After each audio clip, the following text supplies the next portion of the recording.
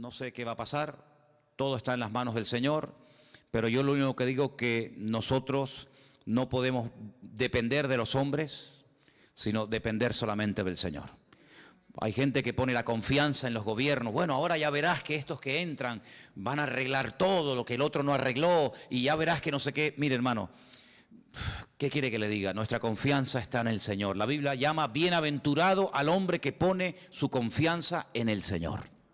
Estamos viendo que el único que no falla y el único que es fiel y el único que sabe hacer bien las cosas es nuestro Dios. Los hombres ahí están que se pelean, que se van, que entran, que sí, que te apoyo, que no te apoyo, que me abstengo, que no sé qué, que no sé cuánto. Y uno ve en lo natural, yo siempre cuántas veces lo he dicho, uno ve en lo natural el reflejo de cómo están las vidas de esa gente. Espiritualmente están destrozados. La inmensa mayoría de los que están ahí tratando de ponerse de acuerdo para hacer algo a favor de este país, la inmensa mayoría son ateos. Y lo han dicho. No, que no creen en Dios, que son ateos, que Dios es una cosa para la familia, pero que eso no tiene nada que ver. Y así vas. Si el hombre buscara a Dios, si todos esos que no saben lo que hacer dijeran, vamos a ver, Rajoy, el del PSOE, el Coleta, el otro y el otro, dijeran, vamos a ver, vamos a hacer 3 días de oración y ayuno a nivel nacional. Y tú ves a todos los políticos en el Congreso, 3 días en la Moncloa sin salir, orando, leyendo la Biblia y buscando del Señor, humillándose delante de Dios. Qué diferente sería todo, ¿eh?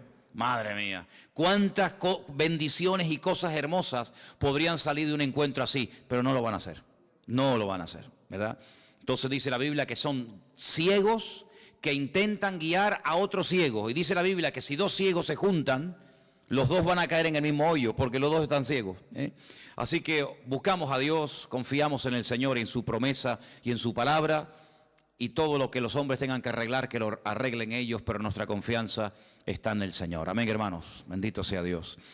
Sabemos que el año pasado pasó algo tremendo, miles y miles de personas mayores, ya jubiladas, que tenían sus ahorros de toda la vida ahí metidos en el banco ya para retirarse y tener una jubilación tranquila. Resulta que desapareció el dinero y se esfumaron todos los sueños y la tranquilidad, la falsa tranquilidad que produce el dinero, porque no cabe la menor duda de que cuando uno tiene dinero y te sobra, pues en un momento determinado pues puedes tener una tranquilidad, ¿no? Decir, oye, pues tengo un dinerito y tal, y qué mal se pasa y qué mal cuando una persona ha ahorrado toda su vida y de repente los hombres se quedan con todos tus ahorros.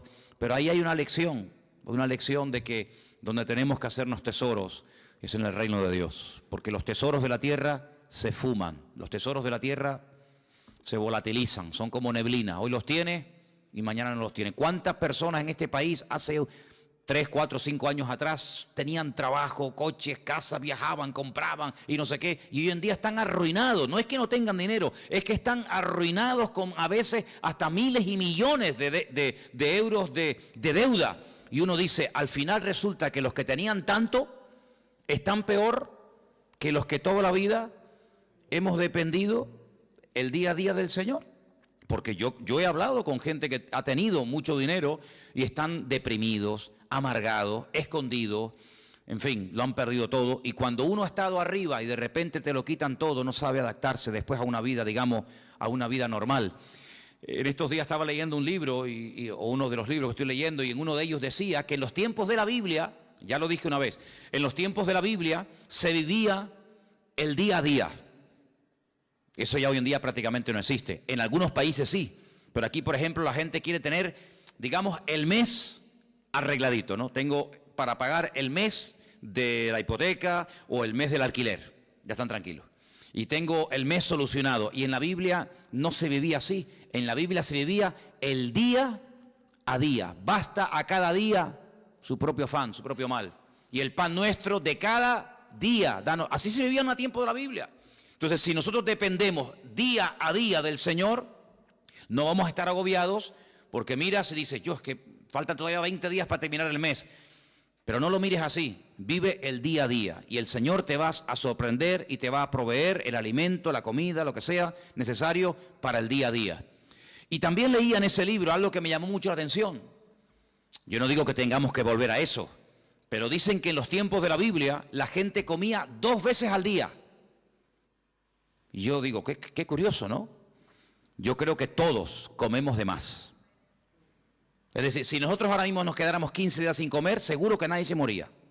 Hombre, fatiga tendríamos todo, a ver si me entiende. Pero seguro que con todos los michelines y con toda la grasa y con todo lo que llevamos dentro, pues en la Biblia se comía 2 veces al día y estaban contentos.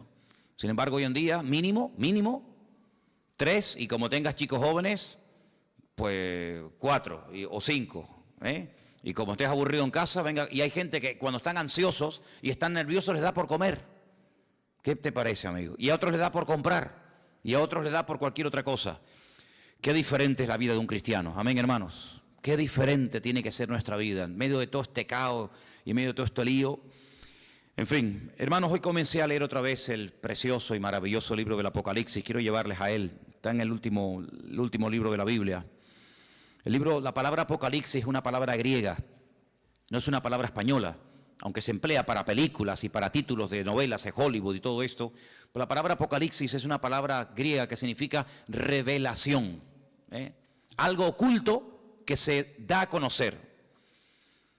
En los tiempos de la Biblia, revelación era algo que no se podía ver, pero que había un momento en el que Dios permitía que se pudiera ver o entender pues lo que estaba oculto a los ojos naturales.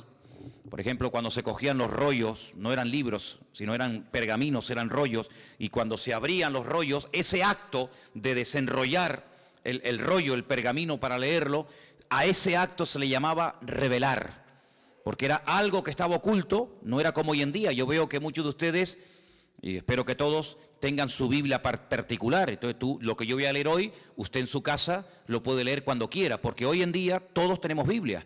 Por ejemplo, una de las cosas que quiero hacer este año, ya se lo anticipo, y estoy moviéndome un poquito y tengo que hablar con Margarita y tal, es hacer una campaña de distribución de Biblias. Por ejemplo, a mí me encantaría que este año nos pusiéramos todos de acuerdo y pudiéramos decir, vamos a repartir a lo largo del año, por ejemplo, por poner algo, 1000 Biblias. Entre los hermanos del norte y nosotros vamos a ponernos de acuerdo y distribuir 1000 Biblias. Entonces hoy me dio por meterme en internet y vi que hay Biblias enteras, del Génesis hasta el Apocalipsis, por $2.50. Y tú dices, pero ¿cómo puede ser tan barato una Biblia? Vamos a ver, no es una Biblia de cuero, una Biblia de estas preciosas, sino es una Biblia normal, sencillita, pero tiene lo mismo que una Biblia de esas grandotas. $2.50. Y tú te vas, por ejemplo, a un bar y te tomas un cortado y te cobran ¿cuánto? A veces, en algunos sitios me han cobrado ahí €1. Que yo digo, madre mía, €1, un cortado y una cosita así. Pues una Biblia que te cambia la vida, una Biblia que es la palabra de Dios. El apóstol Juan dijo, yo no he escrito, él dice en su evangelio, yo no he escrito todo lo que le vi hacer al Señor. Y todo lo que él dijo, yo no lo escribí. Porque si me hubiera puesto a escribir una por una todo lo que hizo y todo lo que dijo, en el mundo no cabrían los libros. Porque hizo tantas cosas el Señor. Dice, pero estas palabras que yo les he escrito, las he escrito para que creyendo en ellas tengáis vida eterna. Entonces yo digo, un libro que te da vida eterna, un libro que te aclara dudas, un libro que te responde a preguntas, un libro que trae bendición a la familia, que trae bendición a tu vida, por $2.50, 2 cortados, como quien dice. Entonces yo pienso que sería muy bueno, y de hecho lo vamos a hacer, en este año ponernos una meta, no sé, 500, 600, 800, 1000 Biblias, y entre todos vamos a hacer una especie de campaña, ya les diré cómo tengo pensado hacerlo, para repartir la palabra de Dios. Porque hoy en día cualquier persona en su casa puede tener Biblia. Bueno, si ustedes van a mi habitación, pues yo no sé cuántas Biblias puedo tener, pues yo calculo mínimo 15 o 20 Biblias tengo que tener, como mínimo. Aparte Nuevos Testamentos y a lo mejor, ¿verdad?, en diferentes idiomas y tal. Pero en aquellos tiempos no. En aquellos tiempos no existía la imprenta. En aquellos tiempos había que ir al templo o había que ir a la sinagoga para escuchar que alguien te leyera la Biblia, pero nadie tenía la Biblia en su casa. Esto de poder tener toda la palabra de Dios, todo lo que el Señor reveló a lo largo de la historia en la mano, esto es un milagro. Esto es una maravilla, esto es una joya. Tú tienes uno de los libros más antiguos del mundo. Tú tienes aquí palabras que Dios le dijo a Moisés hace 3500 años. Es una auténtica joya. Y este libro del Apocalipsis, gracias al Señor que lo tenemos, es un libro escrito por uno de los hombres que más conoció al Señor. ¿Quién lo escribió? Lo escribió Juan. ¿Pero Juan el Bautista o Juan ¿cuál? Juan, el discípulo Juan. Pues Juan fue un hombre que vivió aproximadamente, vamos a redondear los números, aproximadamente 100 años. Hace unos días murió en Israel el hombre más longevo del mundo, 112 años. Le quedaron muy poquitos días para cumplir 113. Era un superviviente de uno de los campos de concentración de la Segunda Guerra Mundial. 112 años. Hoy en día no es normal que una persona viva tanto. Y tampoco ni siquiera en los tiempos de Cristo. Pero Juan se cree que aproximadamente murió con 100 años. Para poner números redondos, si Cristo murió cuando tenía y ascendió a la gloria, cuando tenía 33 años, y él estuvo 3 años con el Señor, vamos a poner un ejemplo, no lo podemos decir así totalmente, pero para entendernos, que Juan tuviera aproximadamente 30 años. Cuando el Señor lo llamó como su discípulo, Cristo tenía 30 años cuando comenzó el ministerio, pongamos que Juan tuviera 30 años. Si murió con 100 años, ¿cuántos años estuvo Juan predicando el Evangelio? 70 años. 70 años sirviendo al Señor. ¿Qué te parece? Toda una vida. Cuando él escribe el Evangelio, es un evangelio muy profundo. Yo no sé si ustedes se acuerdan, yo estuve dando unas clases, unas lecciones sobre el Evangelio de Juan, y hay cosas que Juan dice que no las dice nadie. Porque claro, es que él vio al Señor muy de cerca, él vivió con el Señor, él vio cosas que ningún discípulo vio. Y cuando uno lee el Evangelio según San Juan, que repito que es muy profundo, da la sensación de que ya no hay nada más que decir del Señor. Ya te lo mostró de una manera, te lo mostró de otra, hizo esto, hizo aquello, y hablaba así, y hablaba asado. Ya, después de leer San Juan, uno dice, ¿pero qué más se puede decir del Señor? Bueno, pues cuando este hombre está en la isla de Patmos, dice como él dice, por causa de la palabra de Dios, desterrado, recibe una revelación, y cuando tú lees el libro del Apocalipsis fundamentalmente el objetivo no es hablarte del anticristo, que habla del anticristo, o del falso profeta, que también habla de él, o de los testigos, o de los terremotos, o de las plagas. Todo eso está muy bien. El objetivo, el protagonista del Apocalipsis no es el anticristo, es el Señor Jesucristo. Y Juan presenta y nos cuenta cosas de Jesucristo que si no hubiéramos leído nunca, si no tuviéramos en nuestras Biblias el libro del Apocalipsis, nunca sabríamos del Señor. Porque el libro del Apocalipsis contiene una información que no está en ninguna parte de la Biblia. Por eso es un libro fundamental. Y no solamente es un libro importante, sino es un libro necesario. Yo siempre lo he dicho, y ustedes lo saben, que los creyentes hoy en día tienen que leer y estudiar más que nunca el libro del Apocalipsis. Y prestar menos atención a las noticias de la radio y de los periódicos y de la prensa, porque realmente las verdaderas noticias, las genuinas, las verdaderas, están aquí. No solamente en la Biblia, sino en el libro del Apocalipsis. El libro del Apocalipsis es un libro extraordinario, que nos da detalles tremendos, tremendos.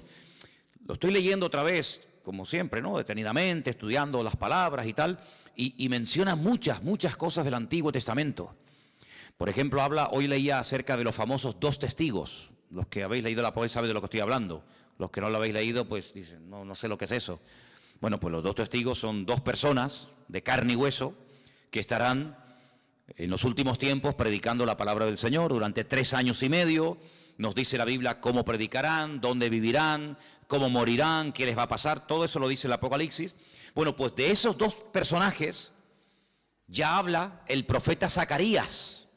Ustedes van al libro de Zacarías, capítulo 4, y allí te habla de los 2 testigos. No aparece la palabra testigos, aparece la palabra, en hebreo dice la palabra hijos. La traducción dice los 2 ungidos. Y habla acerca del aceite de oliva. Sabéis que el aceite de oliva se utilizaba mucho en los tiempos de la Biblia, no solamente para cocinar, no solamente para sanar heridas, era un bálsamo, sino que también se utilizaba un aceite especial, no cualquier aceite, un aceite especial que se hacía para derramarlo sobre la cabeza de los reyes o de los profetas o de otros personajes cuando se les quería públicamente presentar como un juez, como un rey, como una persona importante, y se le llamaba ungido. La palabra ungido, Mashiach, ¿qué es? Ungido. ¿Y cómo se dice ungido en griego en el Nuevo Testamento? Cristo. La palabra Cristo es la misma palabra Mashiach del Antiguo Testamento. Pasa que una está escrita en hebreo y otra está escrita en griego. Como el Nuevo Testamento se escribió en griego y del griego se tradujo al español o al castellano, entonces cuando leemos el nombre de nuestro Señor Jesucristo, lo leemos así: Jesús, Cristo, Jesucristo. Pero Cristo no es un nombre, Cristo es un título. Es como decir, fulanito de tal, presidente del gobierno, fulanito de tal, presidente del Fútbol Club Barcelona, fulanito de tal, presidente del Cabildo. Cristo no es un nombre, es un título de una función a desarrollar. Por ejemplo, en este momento, a Benjamín Netanyahu, que es el presidente de Israel, se le llama el ungido, se le llama el Mesías. Y tú dices, ¿ah, sí? Sí, claro, porque es un hombre que ha sido capacitado para ser presidente de un país. Entonces, la palabra Mesías, la palabra Cristo, la palabra ungido, nos habla acerca de un cargo, no de un nombre. Jesús se llamaba Yeshua, porque él no era griego, él era judío, y él se llamaba Yeshua. ¿Cómo se dice Yeshua en griego? Jesús. Entonces, son las mismas palabras, pero cambiando, digamos, el nombre, la pronunciación. Juan recibe una revelación de él, dice en el capítulo 1, la revelación de Jesucristo. No es la revelación del falso profeta o del anticristo, no. Es la revelación de Jesucristo. Si quieres conocer mucho de Cristo, tienes que leer los evangelios, Mateo, Marcos, Lucas y Juan, pero también el Apocalipsis. Y dice, esta revelación de Jesucristo, Dios se la dio para manifestar a sus siervos las cosas que deben de suceder pronto. Y la declaró enviándola por medio de su ángel a su siervo Juan. Juan, cuando escribió este libro, dice que lo que él estaba escribiendo iba a suceder pronto. ¿Y cuándo escribió Juan este libro? En el siglo I. Y en el siglo I, cuando él está escribiendo, dice, lo que yo estoy escribiendo ahora, prepárense que esto se va a producir pronto. Pues si eso lo dijo en el siglo I, ahora en el siglo XXI, estamos más cerca que nunca de los acontecimientos finales, ¿sí o no? Es interesante, ¿verdad? Dice que ha dado testimonio de la palabra de Dios y del testimonio de Jesucristo y de todas las cosas que ha visto. Y ahora fíjate, es uno de los pocos libros, o prácticamente el único libro de la Biblia, que contiene una bienaventuranza para el que lo lee. La Biblia no dice, bienaventurado el que lee el libro del Génesis, que es una bendición leer el Génesis, ¿verdad? O bienaventurado el que lee el libro de Romanos. No, pero el Apocalipsis sí. Dice, bienaventurado el que lee. Los que oyen las palabras de esta profecía y guardan las cosas que en ellas están escritas, porque el tiempo está cerca. Es decir, que por leer el libro usted ya es bienaventurado. Por escuchar, por oír las palabras de este libro, usted ya es bienaventurado. Y si encima de leerlo, y si encima de oírlo, además usted lo cumple y lo guarda, triplemente bienaventurado. ¿Qué significa la palabra bienaventurado?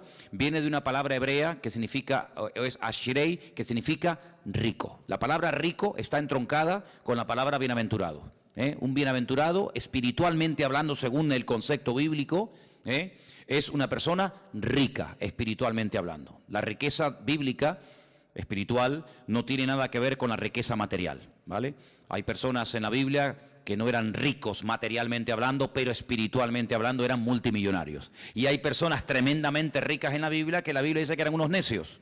Así que la riqueza material muchas veces no tiene nada que ver con la riqueza espiritual. A veces la gente dice, ay, mira, no tiene mucha fe porque no tiene dinero, como si la fe se midiera por el dinero. Cuando yo siempre he dicho que es más difícil, mucho más difícil, vivir con poco que vivir con demasiado. ¿Sí o no? Si yo le doy a usted todos los meses 10.000 euros, que no los tengo, a ver si me entiende, pero si yo le diera a usted o le dieran a usted 10.000 euros, ¿sería muy difícil la vida para ti? Uy, ¿ahora qué compro? ¿Compro el jabón más barato o el más caro? ¿Compro el champú que está muy rico o compro el más baratito? No habría problema, porque cualquier persona, pienso que en un día, media hora, se adaptaría a vivir con 10.000 euros por mes. ¿Sí o no? Sin ningún problema. Pero si a usted le dan todos los meses 200 euros, entonces sí hay que hacer numeritos. Yo creo que a la ministra, a la persona que nombre ministro de Economía, tendrían que nombrar en este país a un ama de casa. No a un político de estos que le van a dar 10.000 euros por mes. Eso lo hace cualquiera, no. Tendrían que nombrar a una ama de casa, una mujer que tiene un sueldo pequeñito, que saca a los hijos adelante, yo nombraría de ministra de finanzas o de, ¿cómo se llama?, de economía en este país, a una ama de casa, porque esas sí que saben administrar el dinero. Esas sí que saben que el marido le da tanto dinero y le llega. Esos son, aquí hay un montón de ministras de economía y pasa que no las reconocen, ¿no? Bueno, pues Juan está allí en la isla de Patmos y uno dice, bueno, ¿y qué hacía allí Juan? Si Juan vivía en Éfeso. Ustedes saben que cuando el Señor Jesucristo estaba en la cruz, le dijo a Juan que se encargara de su madre, porque Cristo iba a morir, y entonces María, según la tradición cuenta, pues resulta de que se fue a vivir con Éfeso y allí estuvo con el apóstol Juan. Pero Juan fue el único discípulo que murió de muerte natural, porque Cristo tenía 12 discípulos, uno se ahorcó, ¿sabéis, no? ¿Quién fue? Judas se ahorcó, se quitó la vida. Los otros murieron como mártires, unos crucificados, unos quemados, etcétera. Pero Juan, fue el único que murió de muerte natural. Y no es porque no quisieran matarlo, sino porque todo lo que hacían para matarlo no salía bien. Entonces los romanos decidieron ya tirarlo en la isla de Patmos, que la isla de Patmos es como la isla de Lobos, una isla de piedra, sin agua, sin nada. Allí lo botaron como un perro para que se muera de hambre. Dice que había unas canteras que mandaban a los presos a trabajos forzados y al que mandaban a Patmos de allí no volvía. Es como el que mandaban, yo que sé, antiguamente a las Guayanas, los franceses y toda aquella cosa, ¿no? Sin embargo, fue allí donde el Señor se le presentó y donde el Señor le dio un mensaje para todas las congregaciones de Asia Menor. ¿Asia Menor qué es en la Biblia? Cuando se dice de Asia Menor era Turquía, hermano. Ese país que está medio en Asia, medio en Europa. Un país que tiene más de 90 y pico millones de habitantes, un país musulmán. Allí en Turquía era donde estaban las famosas 7 iglesias del Apocalipsis, Éfeso, Esmirna, Pérgamo, Tiatira, la Odisea, Sardis. Entonces vamos a leer en el versículo 4, porque dice, Juan, a las 7 iglesias que están en Asia, gracia y paz a vosotros, del que es, del que era y del que ha de venir, y de los 7 espíritus que están delante de su trono, y de Jesucristo, testigo fiel, primogénito de los muertos, el soberano de los reyes de la tierra, al que nos amó y nos lavó de nuestros pecados con su sangre, y nos hizo reyes y sacerdotes para Dios su Padre. A Él sea la gloria e imperio por los siglos de los siglos. Amén. He aquí que viene con las nubes. ¿Quién? El Señor. Viene otra vez, viene otra vez. Pero algunos dirán, pero no vino ya. Sí, ya vino, pero vino a morir. Vino como cordero sufriente. Vino para derramar su sangre por los pecadores. Pero ahora viene otra vez, pero no en relación con el pecado. Viene como rey triunfante, viene a establecer su reino sobre la tierra. Y dice que en esta ocasión todo ojo le verá. Oye, esto es tremendo, ¿eh? ¿Qué significa todo ojo le verá? Que todo ojo le verá. Que todo el mundo le va a ver cuando venga. En la primera venida no todo el mundo lo vio. Muchos no se enteraron. Por ejemplo, los judíos que vivían en Roma, cuando nació el Señor Jesucristo en Israel, no sabían que había nacido el Mesías. ¿Cómo se enteraron? Por los predicadores, por los misioneros, por los apóstoles, por los discípulos que iban a una sinagoga en Roma, en Corinto, en Éfeso, en donde fuera, y decían, venimos a decirles que nuestro Mesías, del cual habló Isaías, Jeremías, Daniel, etcétera, etcétera, ha nacido. No me digas. Sí, ha nacido. Claro, no había radio, no había internet, no había televisión, no había nada. ¿Cómo se enteraba la gente? A través de los predicadores. Ahora se dan cuenta ustedes lo importante que era predicar. Por eso dice Pablo, ¿y cómo van a creer si no hay nadie quien les predique? No había Biblias, no había emisoras cristianas, no había radio, no había nada. Entonces, qué importante era que los hombres fueran por todas las naciones diciendo que ha venido, que ha nacido, y no me diga, y mira, y sanó a los enfermos, y resucitó a los muertos, y murió en la cruz, y resucitó al tercer día. Y claro, para ellos era una gloria. Pero en esta ocasión no va a haber esa ignorancia, sino que en esta ocasión dice la Biblia, categóricamente, todo ojo le verá. Todo el mundo, cuando el Señor venga por segunda vez, todo el mundo se va a enterar. Nadie va a decir en Tacoronte, ¿quién vino? ¿Quién? Ah, pues yo no. Todo el mundo lo va a saber. Todas las islas, todos los continentes, todas las ciudades, todas las televisiones del mundo, todas las radios, todos los periódicos, todo el mundo, los 7.000 millones de habitantes que hay en el planeta Tierra en este momento, todo el mundo sabrá que el Señor Jesucristo vino. Pero no solamente los que estén presentes en ese momento, sino dice, y los que le traspasaron. ¿Cómo que los que le traspasaron? Sí, sí. Los que le traspasaron ya están muertos. ¿Sí o no? Los romanos que le clavaron aquellos clavos en el pie y en la mano y le traspasaron el costado y le pusieron la corona de espina, ¿cómo lo van a ver si ya murieron?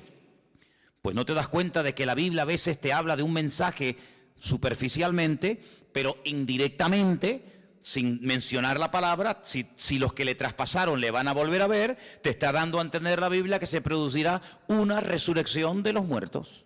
Porque si no, ¿cómo le van a ver si están muertos? Entonces no te menciona la palabra resurrección, pero dice, cuando venga todo ojo le verá, también le verán los que le traspasaron, y dice, todos los linajes de la tierra harán lamentación por él. Y Juan dice, sí, sí, sí, amén, estoy de acuerdo, perfectamente, es así. ¿Te das cuenta? La palabra amén, cuando tú pones la palabra, por ejemplo, si buscas la palabra en hebreo fe, la palabra que se emplea para fe, generalmente la palabra emuná. Emuná es fe en hebreo. Se puede traducir como fe o también como confianza, pero generalmente es fe.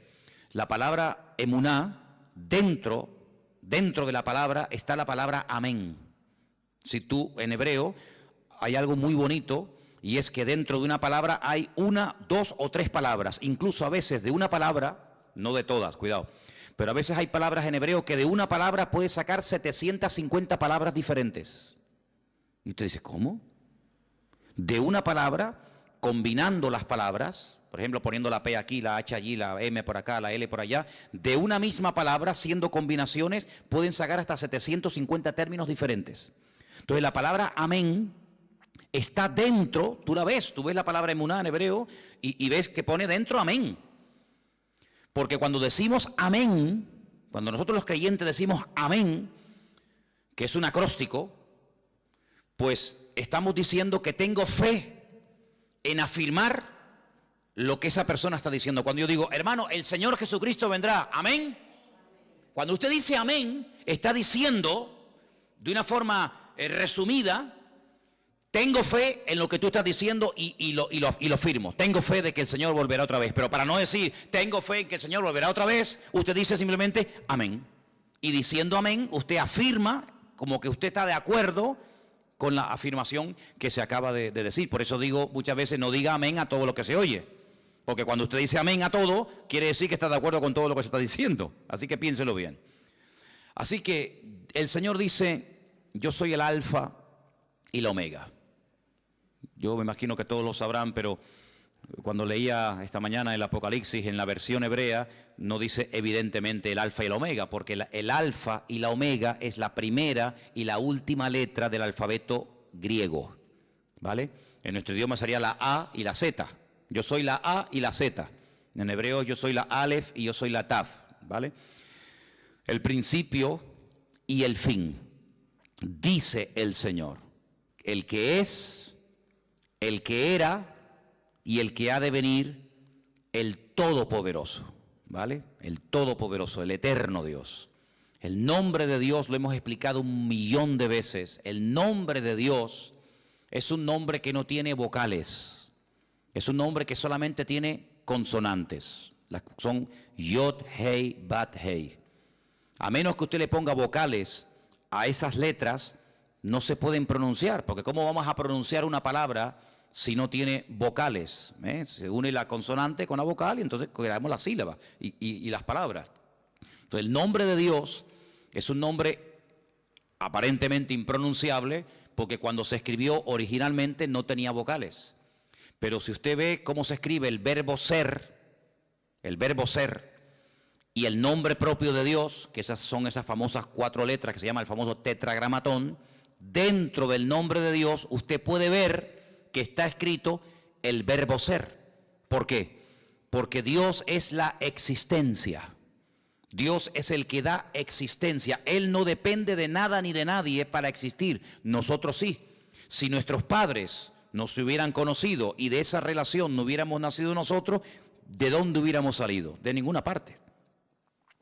Luego nosotros somos los hijos de nuestros padres y los padres eran los hijos de nuestros abuelos y así sucesivamente.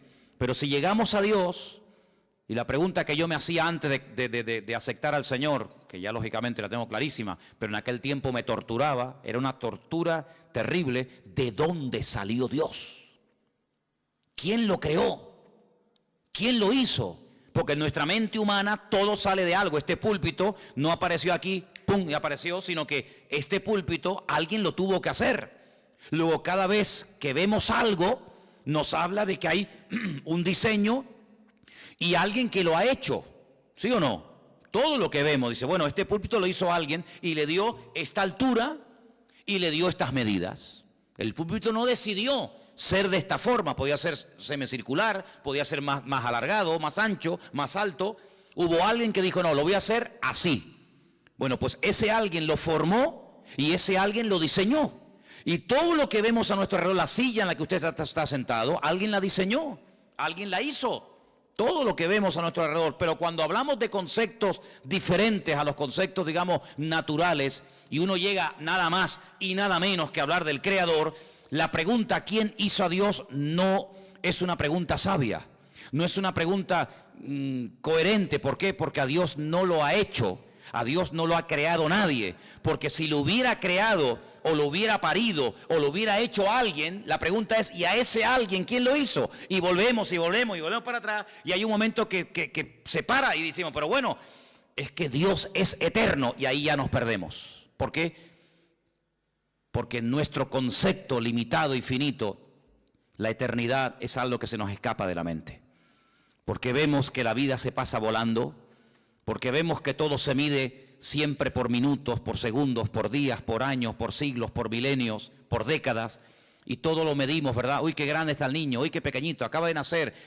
¿De cuánto tiempo estás embarazada? De 8 meses, pues le falta 1, y, ¿verdad? Y todo siempre lo queremos clasificar y todo lo queremos medir, pero esas medidas con Dios no sirven, porque Dios no salió de ninguna parte, sino que todo salió de Él, porque todo fue creado por Él y para Él.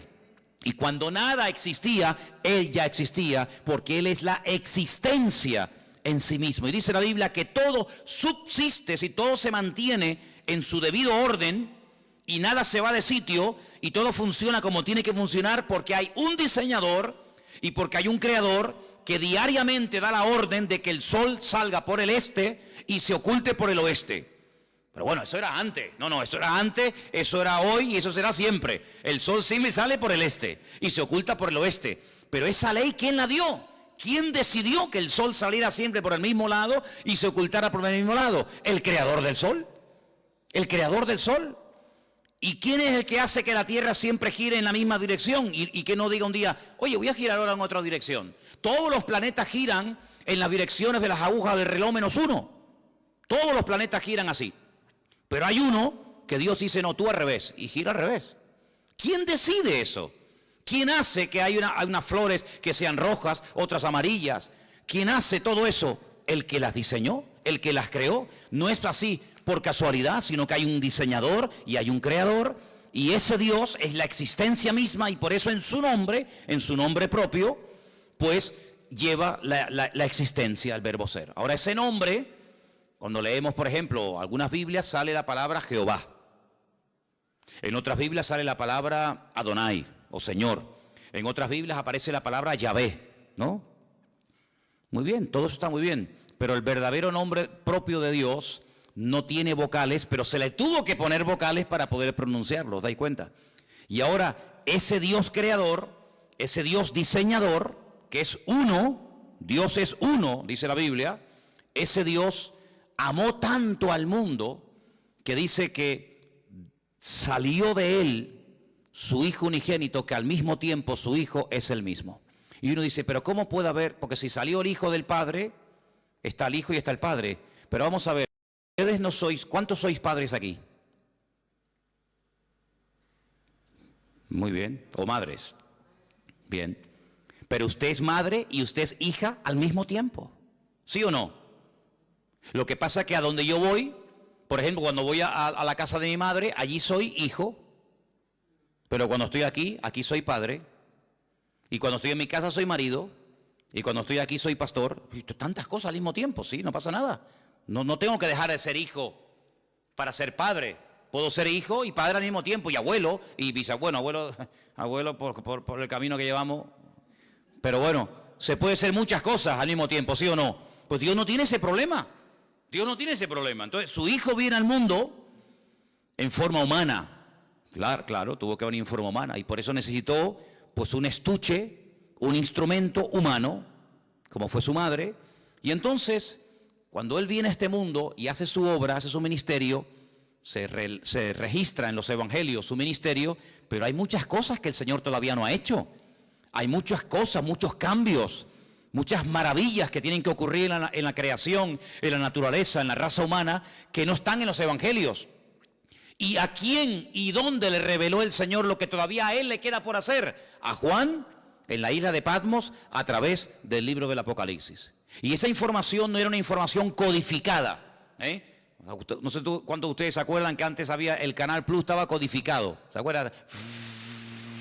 Y si no tenías el descodificador, pues no veías la película o el partido de fútbol. Te hacía falta un aparato para descodificar una señal que tú en abierto no tenías. Bien, el libro del Apocalipsis no es un libro codificado, de tal manera que tú lo lees y dices, yo no entiendo nada. No, un momento. El libro del Apocalipsis es un libro que está muy claro, muy claro. El problema es que el lenguaje que Juan utiliza no es un lenguaje popular, no es un lenguaje que usamos cotidianamente, es un lenguaje alegórico, es un lenguaje de animales, de números y de colores, que si usted no está familiarizado con eso, usted no se va a enterar evidentemente de nada. Pero no porque el Apocalipsis sea el libro más difícil de la Biblia. No, el Apocalipsis no es el libro más difícil de la Biblia. Yo le puedo asegurar que hay otros libros de la Biblia que son más difíciles y más complicados que el Apocalipsis. Porque el Apocalipsis lo bueno que tiene que al ser el último, ¿me explico? Al ser el último en el canon, en la lista, toma elementos de otros libros que si usted los ha leído y los conoce, cuando llegues al Apocalipsis, ahora sé lo que es el dragón, ahora sé lo que es el caballo, ahora sé lo que es el león, ahora sé lo que es el oso. ¿Pero cómo lo sé? Porque he ido pasando por 65 libros que le preceden. Entonces, hermano, cuando usted hace todo el recorrido, claro, yo a nadie le aconsejo que se compre una Biblia por primera vez y se meta a leer el libro de Apocalipsis, porque puede tener pesadillas. Porque el pobrecito dice, madre mía, ¿y esto es la Biblia? Un dragón que sale corriendo detrás de una mujer, ¿verdad? Que echa fuego por la boca, el otro que 7 cuernos en la cabeza, dice, madre mía, ¿cómo está esta gente, no? ¿Verdad? Pero es que para poder entender el libro del Apocalipsis, primero hay algo que pocas veces se dice, pero es para mí fundamental. Y es que usted tiene que conocer al protagonista del libro del Apocalipsis. Y el protagonista del libro del Apocalipsis es nuestro Señor Jesucristo. Cuando usted lo conoce a Él, usted sabe, permítame la expresión, por dónde van los tiros. Eso es como cuando antiguamente, ya eso no existe. Pero cuando antiguamente los padres miraban a los hijos, ¿qué le estaba diciendo? Ibas de visita, ¿no? A una casa. Entonces tu padre se te quedaba mirando y te estaba diciendo, sin palabras, o te comportas, o te voy a dar un jaquimazo que te voy a poner la cabeza así para atrás. Con la mirada, era un mensaje telepático, ¿no? Te miraba así, y ya está, agachabas la cabeza porque te estaba diciendo, te voy a dar una que te vas a enterar, sin palabras, porque ya lo conocía. Pero esa mirada se la daba a lo mejor a otro niño y el niño ni se enteraba. Cuando tú conoces a tu marido, tú sabes cuándo está enfadado y cuándo está de buen humor. Por eso hay mujeres que dicen, ahora no le digas nada, espera mañana. No, yo le digo ahora. No le digas ahora porque encima vas a cobrar. Espérate a mañana, que ya verás como mañana es otro ser humano. En la Biblia hay momentos en los que si usted no conoce al autor, usted no se va a enterar del espíritu, de la actitud, de por qué el Señor dijo eso. Y esto que le estoy diciendo no es broma, porque dice la Biblia que cuando Pedro estaba afuera con los romanos calentándose en el fuego, ¿se acuerdan? Que llegó aquella chica y le dijo, mira, acá hay otro, acá hay otro, este es uno de ellos. Y él decía, no, yo no soy de ellos. Lea usted en la Biblia. Y hay un momento en el que dice que la mirada de Cristo se cruzó con la de Pedro. Cristo le dice así. Tú estás diciendo, no, yo no le conozco. Y Cristo le dice así. Y se le quedó mirando. Y dice la Biblia, lea esto, léalo, es tremendo. Dice, y saliendo lloró amargamente. ¿Qué mirada le habrá lanzado el Señor? No, yo no le conozco, yo no sé quién es, yo no quiero saber nada de ese hombre. Diciendo, ay, Pedro, que tú no me conoces a mí, Pedro. ¿Pero qué estás diciendo, criatura? Lo rompió, ya con la mirada dijo, madre mía, lo que estoy así, salió corriendo y se echó a llorar porque no pudo aguantar aquello, una mirada que lo rompió, ¿verdad? Que lo rompió. Entonces, cuando uno va al libro de Apocalipsis, uno puede leer comentarios y puede preguntar a este y al pastor tal, y puede leer, pero si tú no conoces al autor, el libro te va a sonar a chino. Y que yo sepa aquí, nadie sabe hablar chino.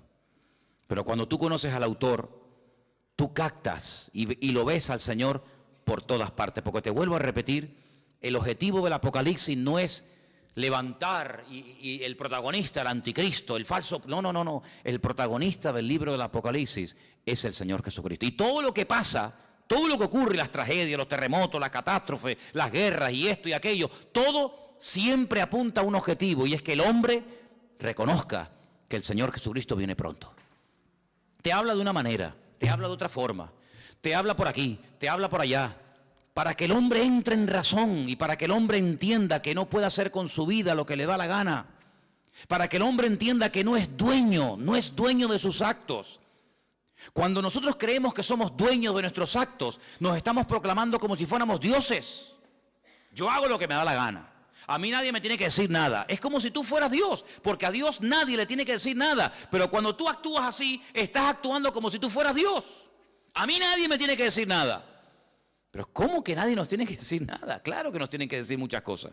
Entonces, en el libro del Apocalipsis, Juan, a un viejito de 100 años, que lleva 70 años predicando el Evangelio, le dice, Juan, escribe, ponte a escribir lo que vas a ver, lo que ya has visto y lo que te voy a contar. Y entonces él empieza a escribir y a escribir y a escribir cosas tremendas.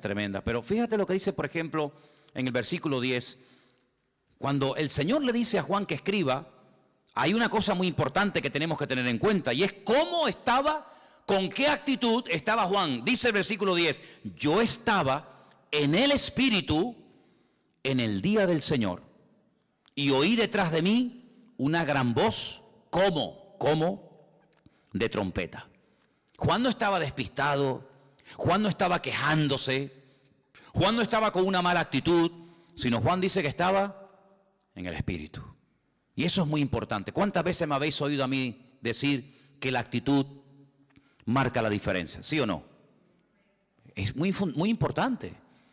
Estar centrado, estar pendiente. No, mira, ahora no me hables, que ahora estoy pendiente de la palabra. No, ahora no quiero saber nada. El móvil, ¿para qué quiero yo un móvil ahora? No me hace falta el móvil para nada. Ahora me está hablando el Señor, estoy con su palabra. Él estaba en el Espíritu. ¿Tenía motivos para quejarse? Hombre, humanamente hablando, sí. 100 años aquí botado como un perro, sin agua, sin comida, sin hermanos, sin iglesia, sin amigos, sin nada. Y mira cómo me has tratado, y mira no sé qué, y te he servido para qué. No le dio lugar a eso. Él estaba en el Espíritu. Si el Señor ha permitido que yo esté en la isla de Patmos, no es un castigo, es una bendición, porque al fin y al cabo vemos que no fue un castigo, sino que fue un tiempo maravilloso, porque para poder escribir todo esto, hermano, y para poder ver todas estas visiones, uno no podía estar viviendo en una gran ciudad con ruidos, con coches, con no sé qué, con no sé cuánto, sino uno tenía que estar en un sitio tranquilo, sin que nadie te moleste. ¿Y qué mejor sitio que la isla de Patmos, donde tienes tiempo para pensar, para orar, para meditar? Y aquí, sin que nadie te moleste, aquí te voy a dar la revelación más grande que jamás ningún ser humano ha tenido en esta vida. Luego vemos que el famoso refrán, que no hay mal que por bien no venga, se cumple perfectamente en la vida de Juan. Hace muchos años yo leí un libro de un pastor que tuvo un accidente y se le partió una pierna y estuvo un buen tiempo en cama, escayolado, sin poder moverse. Y los primeros días de ese accidente él comenzó a quejarse. Señor, ¿y por qué?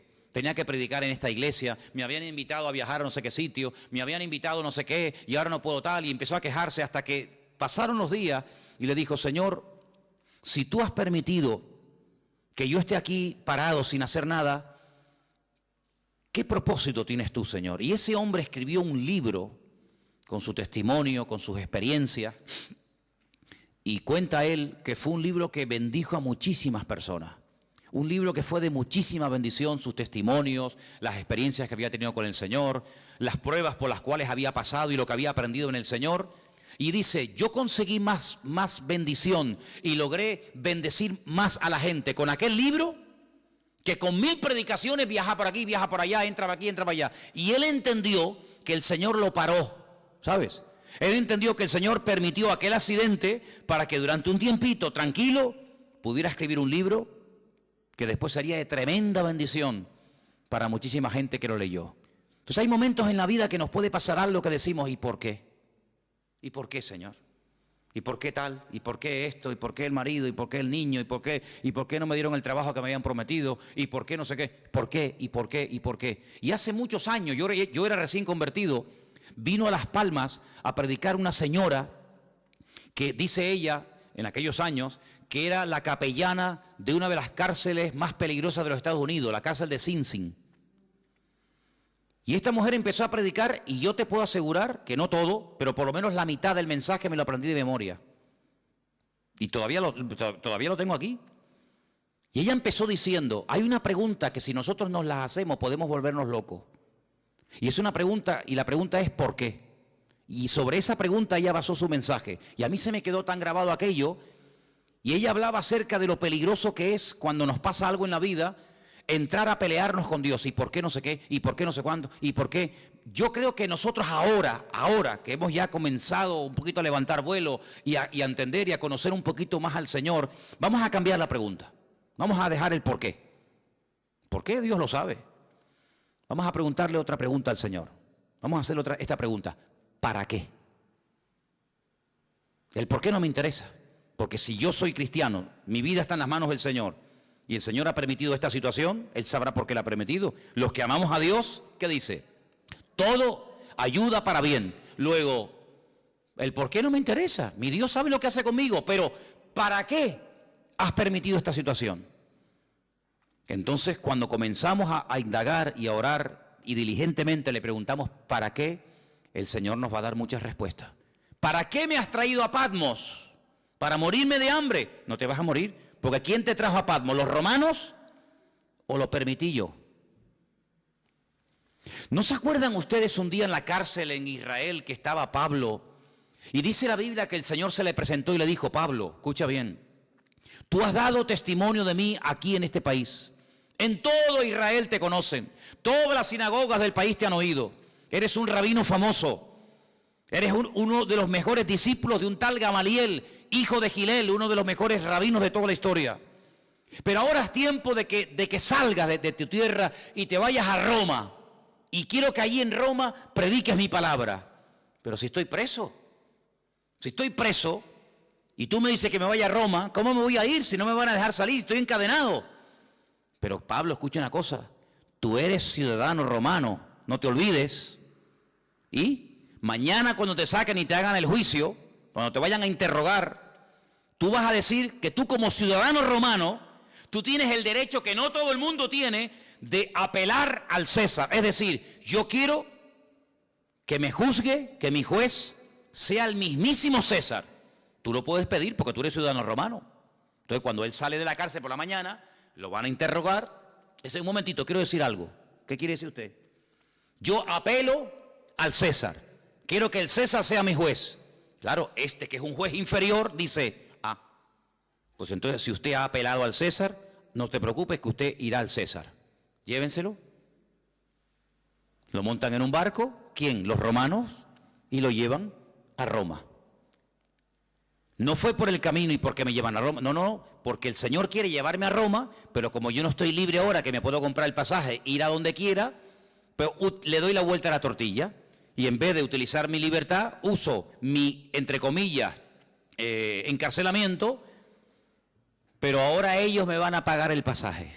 No me voy a pagar ni el pasaje.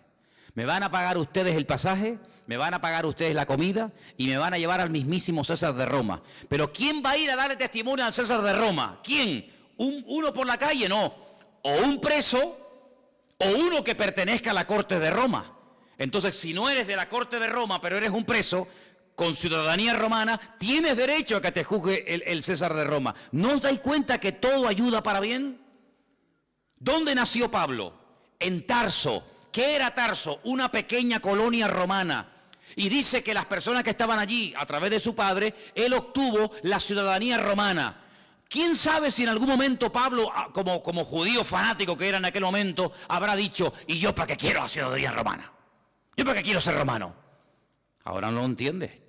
Estos asquerosos romanos, este imperialismo que ha venido aquí a dominar nuestra tierra. Sí, pero estos, el día de mañana van a ser el instrumento que Dios va a utilizar para llevarte nada más y nada menos que a Roma, al hombre más poderoso de la tierra. Y allí fue. Entonces no nos damos cuenta de que la vida es como un gran puzzle, como un gran rompecabezas, donde tú miras para atrás y dices, ahora entiendo aquello y esto y lo otro, y por qué se conoció este, y por qué pasó esto. Y entonces si tú te dejas llevar por el Señor, te vas a dar cuenta de que Juan lo llevaron los romanos, pero porque en el fondo el Señor quería que Juan estuviera en la isla de Patmos y allí tranquilito, sin que nadie te moleste, vas a recibir la revelación más grande que jamás has recibido en tu vida. Pero escucha bien esto, hermano, porque vamos terminando, para no alargarme demasiado. Antes de darte revelación para otros y antes de darte mensaje para iglesias y para pastores y para otras personas, el primero que tiene que recibir el mensaje eres tú. Porque la tendencia de que siempre tenemos algo que decirle a fulano o a mengano, yo no digo que esté mal, pero el primero que se tiene que aplicar el mensaje es el que lo da. Luego, yo te voy a dar mensaje para la iglesia de Éfeso, mensaje para la iglesia de Tiatira, mensaje para la iglesia de la Odisea, etcétera, etcétera. Pero el primero que tiene que verme a mí eres tú. Porque si tú le dices a los demás qué hacer, pero tú no lo haces, entonces no estás viviendo el mensaje. Y eso es algo que tenemos que tener muy claro en la vida. Primeramente, aplicarnos la palabra. Primeramente, conocer nosotros al Señor para después tener autoridad para decirle a otras personas que conozcan al Señor. ¿Qué Señor quieres que conozcas si ni siquiera tú lo conoces? Tengan fe en el Señor, pero tú estás viviendo con fe. Por eso, hermano, las experiencias que pasamos en la vida nos están capacitando. ¿Para qué? Para que después cuando vayamos a otras personas que están pasando por el mismo o parecido problema que yo he pasado, podamos entenderlos.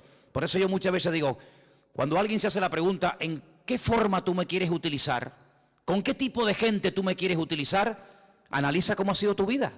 ¿Con qué tipo de gente tú te has movido generalmente? Por ejemplo, hay personas que se han movido toda la vida en el mundo del deporte. Pues ya está, más claro agua. Ese es el terreno en el que Dios a ti te va a utilizar en un nivel donde este y este jamás van a entrar. No le van a hacer ni caso. Pero tú que eres un deportista, te vas a mover en un nivel donde todo el mundo te conoce, tú sabes lo que es una lesión, tú sabes lo que es un campeonato, tú sabes lo que es el sacrificio, ese va a ser tu campo de misión.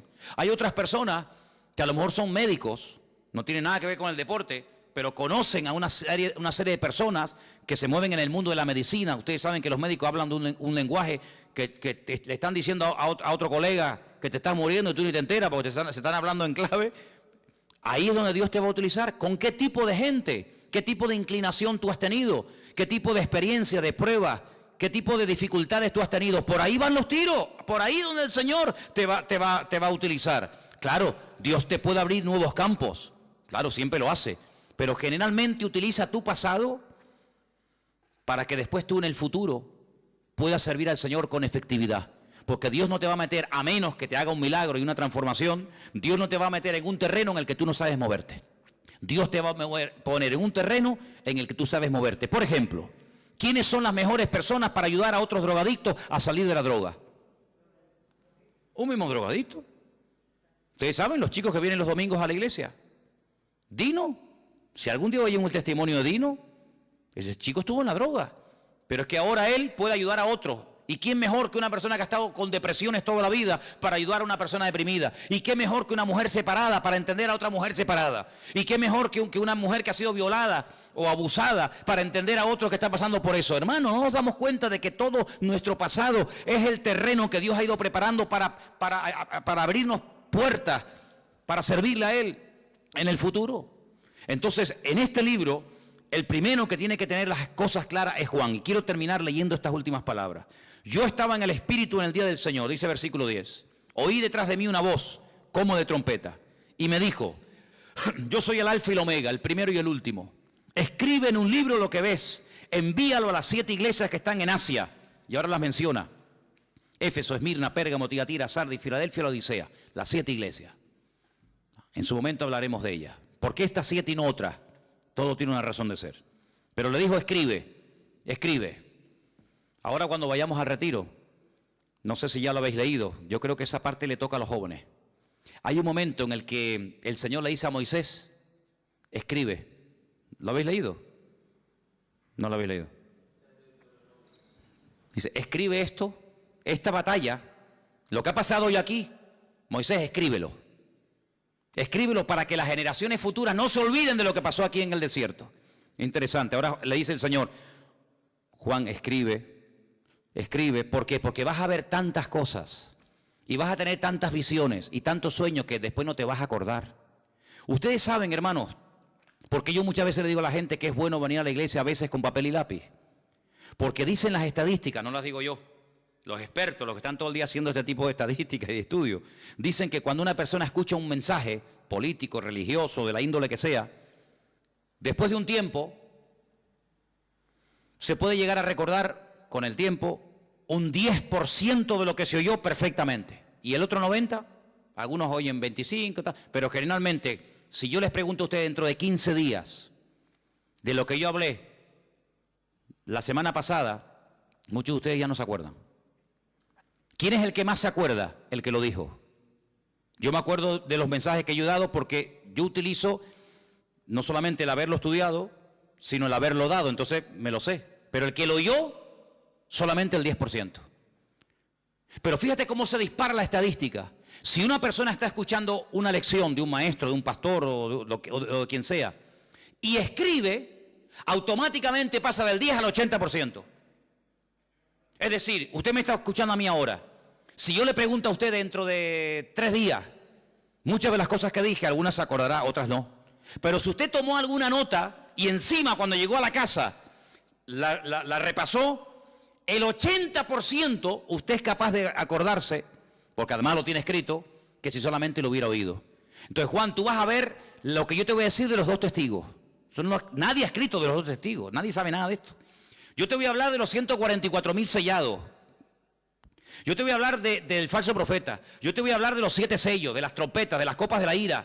Yo te voy a hablar de la mujer que huye al desierto por 1260 días. Yo te voy a hablar a ti de tantas cosas que como tú no escribas esto, tú a las 2 horas no te acuerdas. Y si tú no te acuerdas, ¿cómo le vas a pasar el mensaje a los hermanos de Garcilaso de la Vega número 13? Imposible. Entonces, ponte a escribir, Juan, ponte a escribir, porque lo que se escribe ahí queda. Y entonces dice que cuando él se vuelve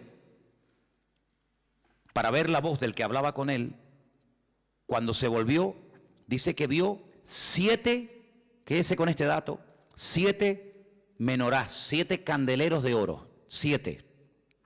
Y en medio de los 7, a uno semejante al Hijo del Hombre, vestido de una ropa que le llegaba hasta los pies y iba ceñido por el pecho con un cinturón de oro. Jesús nunca lo había visto, Juan, así, nunca lo había visto. Su cabeza y sus cabellos eran blancos como lana, como blanca lana, como nieve.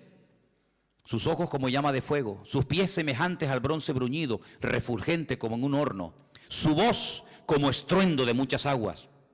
Tenía en su diestra 7 estrellas, y de su boca salía una espada aguda de 2 filos, y su rostro era como el sol cuando resplandece en su fuerza. Cuando le vi, caí como muerto a sus pies. Esto nunca le había pasado a Juan. Juan nunca se había caído. Ese día sí.